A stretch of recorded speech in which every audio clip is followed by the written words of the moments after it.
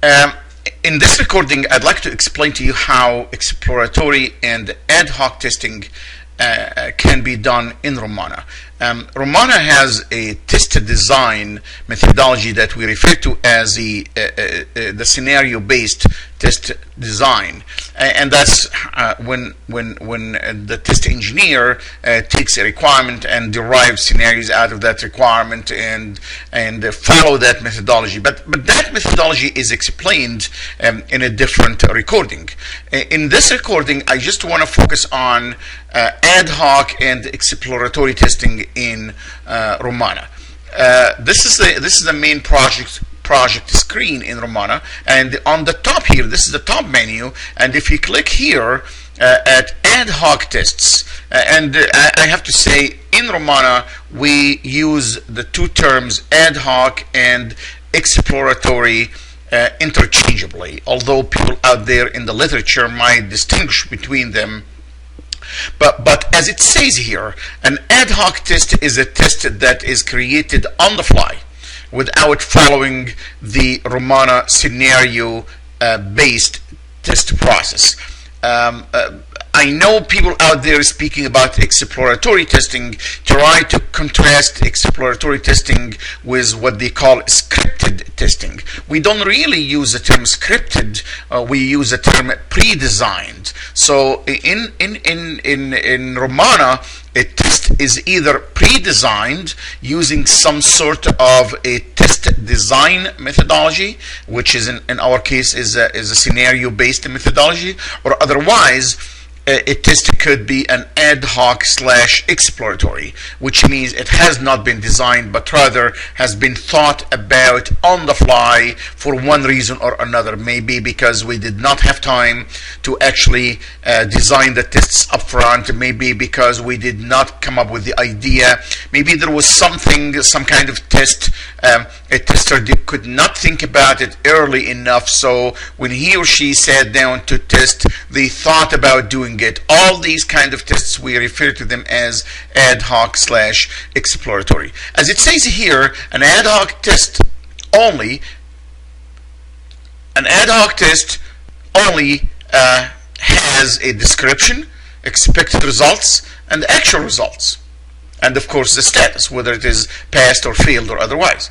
I just happened to click on the ad hoc tests here, so when you do that, you get a list of all the ad hoc / exploratory testing that have been defined within a given project. You get them here on the right, you get them on the left as well. You can expand this if you want. It's just two different views. Here are only the titles of the tests, but on the right is all the other attributes that you might be interested in. As far as the color coding here, you can just imagine the green color means that this test case or this test is passed. The red color, if any, that tells you that this test case is a fail. The black color means that the test case has not been executed yet. So if I go here and go into test number 118, for example, if I click on that to see the details of the test, it'll show the status not executed. And the yellow color means that it's a passed, but after bug reports have been fixed. It's kind of a passed for a second time. So this is a number 118 here, as I said. The status is not executed. If you click on say 123, which is sort of a second time pass, meaning that it failed before and there was a bug report associated with it, but the bug report has been fixed, and as a result now it is passed. This is not a first time pass. And if you were to scroll down here, it'll show you that there was a bug report in number 40, and the status of that bug report is also green. That means that it closed. We use the same color coding for bug reports or issue reports. The issue reports, if it is black, it means, sorry, if it is red, that means it's open. If it is green, it means closed. So as I said, this ad hoc test number 123 existed. Initially, it failed. There was an issue report. The issue report has been fixed and closed. And now, as a result, this test case is or this ad hoc test is a pass. As I said again, all what we ask for people to document about ad hoc testing, because ad hoc testing is going to happen whether you like it or not. Test engineers or test analysts are going to sit down there and they're going to do ad hoc testing. So as a result, we might as well ask them to document what they're doing. And this is not much documentation, though. I mean, the real documentation is in the pre-designed tests, which, as I said, it is the subject of a different recording. But here, all what we ask the tester to do is to write a title for the test. Here it says, for example, an ad hoc test, tool tip for related non-use case scenario. I know you probably cannot make much sense out of that. What you're looking at is an actual test in the Rommana 11.3. That's the project we're working on. This is the actual data here. In fact, if you look at the breadcrumbs here, it shows this is an ad hoc test number 123 for a non-use case scenario, number 45 for requirement number 1, and in the project Rommana 11.3. But I will get back to this in a little bit. For now, let me just show you the attributes of an issue report. It's a title, it's a description. If you think the title is descriptive enough, you can be as brief as you want in the description. There is also expected results, because we believe that if a tester is going to run an ad hoc or exploratory test, then probably they need to at least have an idea about what they expect as far as results. And of course, down here is the actual results to show that after running the test, what they've got, and based on this, they decide whether it passed or failed. All right. Of course, as you can see, you can attach anything to the ad hoc test, and also. And if you were to click on that, it gives you the choice or the option to attach up to 5 different files here. You simply browse the machine and find the attachment or the file you'd like to attach and put it there. All right. Now, the tool automatically generates an ad hoc testing number. That's not editable. You cannot edit that. This is a sort of a unique ID. Now. As far as the related requirements and the related scenarios, this is simply optional fields, which means I can simply go ahead and create an ad hoc test, and I simply do not have in my mind a specific requirement that I'm testing, because we believe that ad hoc tests could possibly just come out of the blue, not for specific requirements. In fact, most people will tell you that an ad hoc test works well or happens when I don't even have a requirement. I don't even know what the requirement is. So as a result, you don't have a requirement. You don't have to have a requirement. But if you do know, so here's the thing. If I want to document an ad hoc test, so if I go here and click on new to create an ad hoc test, all right, which I am not going to add one because this is a real project here. So if I click on adding, or if I try to add a new ad hoc test, then I get to the screen where there's something going on here with the performance of the internet connection. But also my machine, you can imagine my machine has tons of things working on at the same time here. So if you try to add a new ad hoc test, you have the choice, you have the option to specify which requirement this ad hoc would relate to. So after you provide the title, the description, the expected results, and the actual results, you could possibly click right here, and when you click here, you could see the whole requirement tree, and those are all the requirements. If you click here, these are functional requirements, these are quality requirements. If I click on the plus sign here, it expands all my requirements here. So if I know which requirement I am trying to test with this ad hoc test, then I simply click on in any one of those. All right, and when I do that, Rommana will simply copy the requirement right here. Interestingly enough, if that requirement had what we call non-use case scenarios defined for it, then the Rommana will display another box right here that lists all the non-use case scenarios for that requirement. It just happened that requirement number 18 that I have chosen did not have any ad hoc. Did not have any non-use case scenarios. By the way, non-use case scenarios and use case scenarios are the mechanisms by which we design tests. But again, you can see now, you can do ad hoc testing, but at the same time, you can make it closer and closer to become a pre-designed tests. Again, in this case, as I said, I optionally specified requirement number 18 to be the requirement I'm testing. I did not have to do that. I can simply go click here to remove that requirement, meaning simply saying that this ad hoc test does not really test a specific requirement, but it is a test that I just wanted to run regardless of what requirement it is. And all what I have to specify are all these fields here. Of course, this is a drop-down list here, failed, passed, or not executed yet, and I can go ahead and save my ad hoc test. Let me click on an existing ad hoc test one more time. This one passed. Of course, I don't save anything here, so I click here on exit without saving.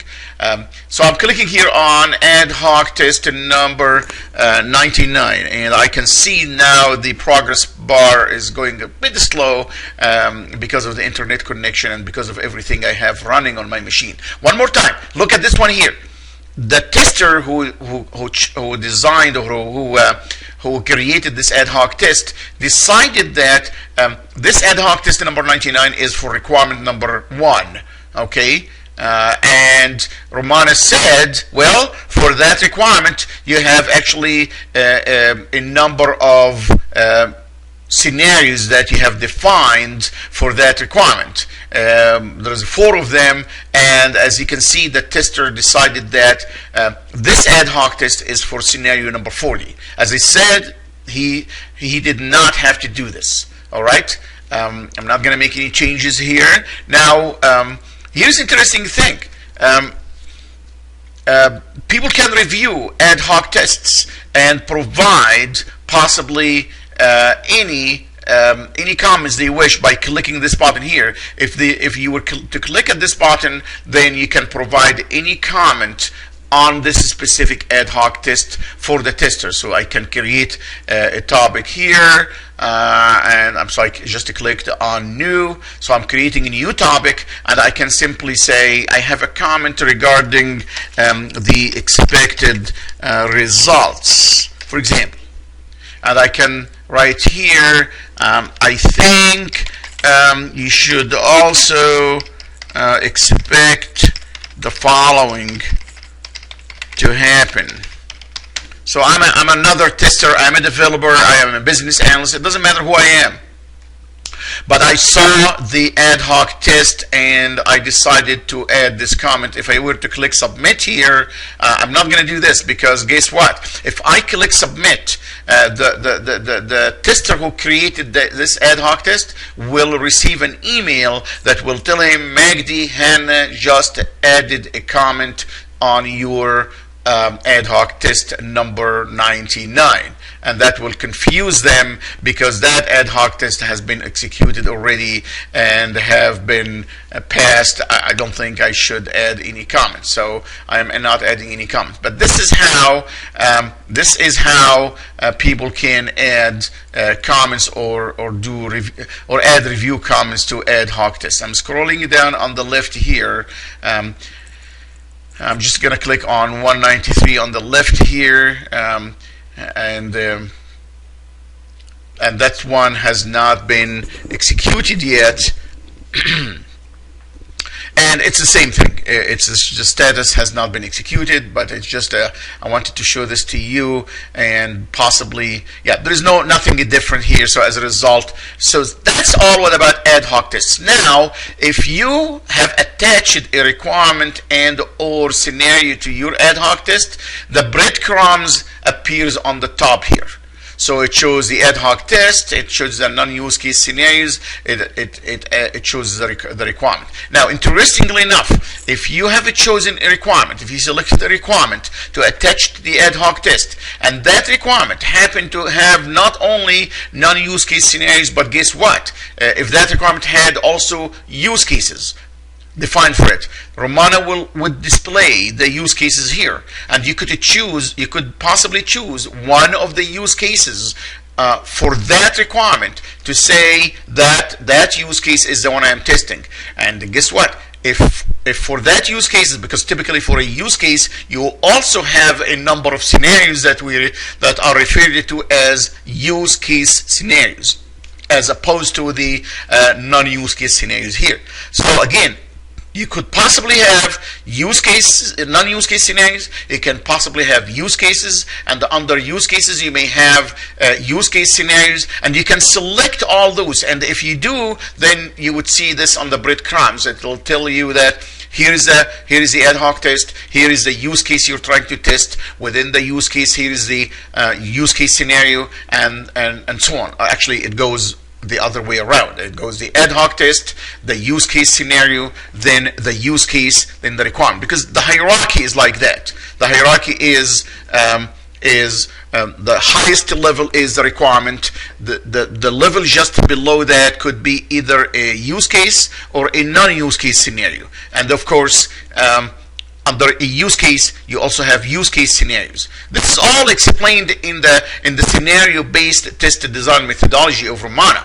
But although I am actually talking about ad hoc / exploratory testing, but what I am saying here is this: if I create an ad hoc test and later on I discover that this is not really an ad hoc test as I thought it is, and I'd like to attach it to a requirement, so you can say, in Rommana, an ad hoc test is a test that's created after the fact. I don't know what requirement it is. I don't know what use case it is. I don't know what a scenario it is. I just know that I need to run a test. On the other hand, I could start following the methodology to design my tests by saying, okay, I have a requirement here, let me build the scenarios, or let me build the use cases. For the use cases, let me build the use case scenarios, and under that, let me create test cases. It's the same thing. The only difference is that for ad hoc tests, we simply call them ad hoc tests, like that.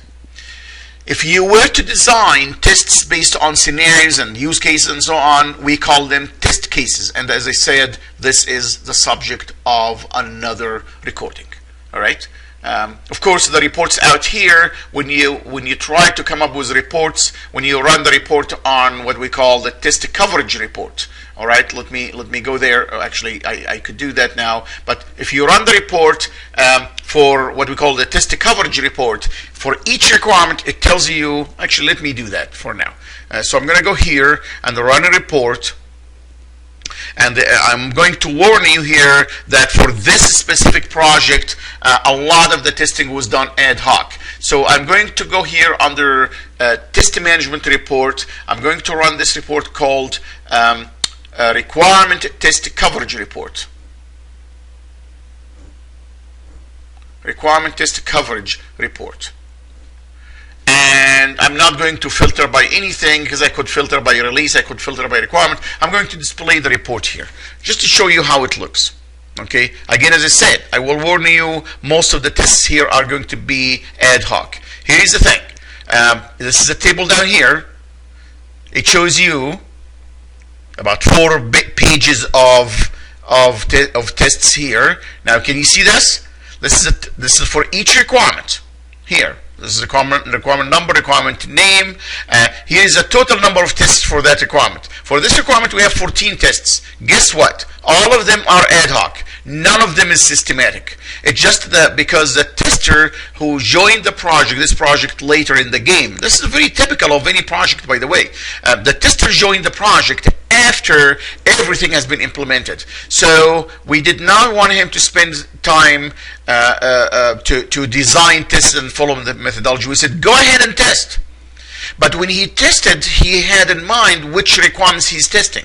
So for each requirement, he created ad hoc tests. So for this requirement, he created 14. For this requirement, he created 18. As you can see, he's got total of 0 systematic tests, systematic or pre-designed. Total number of test cases for the whole release is 402. The total ad hoc 402. The total failed 51. Total passed is 340, not executed there is 11. These are all real data at some point of the time. This is not the current data as it is now, but at least this was the data at some point. This is a snapshot of the data. And now here is we calculate two numbers here: the percentage of completeness and the percentage of readiness. And those are simply, the percentage of completeness is about how much work have we done from the total work. And this is simply calculated by dividing the total number of tests executed, whether passed or failed, by the total number. So this is simply, for example, for this requirement here, because we had a total number of 14 tests, and they're all passed, and nothing has not been executed yet. So it's 100% completeness. So let's take this number here. This number is simply saying that I got 32 pass, I got 1 not executed yet, and I got 6 failed. So if I take all the executed ones, which is the 32 pass plus the 6 that failed, that's a total of 38. If I divide the 38 by the total, which is 39, that gives you 97.44%. Again, that is the percentage of completeness, i.e. how much work have we done out of the total work. Well, the readiness is a different criteria. The readiness dealing only with the pass, which means it takes the 32 divided by the 39, and this simply says that this requirement is only 82% ready to be released. Why? Because we have only 32 out of 39 test cases pass. There is 6 that are failing. There is 1 that has not been executed yet. So total 7 out of the 39. So what we calculate this number based on is 32, the number of passes, and so on. And at the bottom here, you can see the total number. So according to this whole project, or this whole release, at the time we took the snapshot, was 84.58% ready for release. Okay, we were 97.26 complete, which means there's only about a little bit over 2.5% work to do. But again, the readiness is an important factor.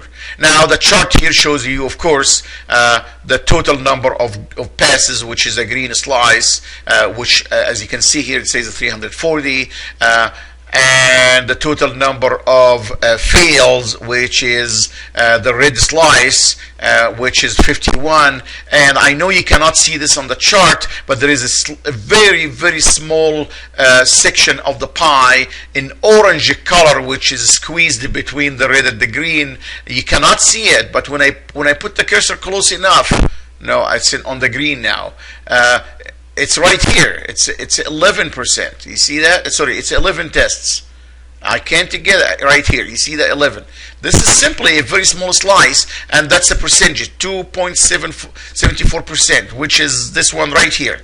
The 11 test cases here that have not been executed yet. So the color for not executed yet is orange color. I think that covers everything I wanted to say about the ad hoc / exploratory testing in Rommana.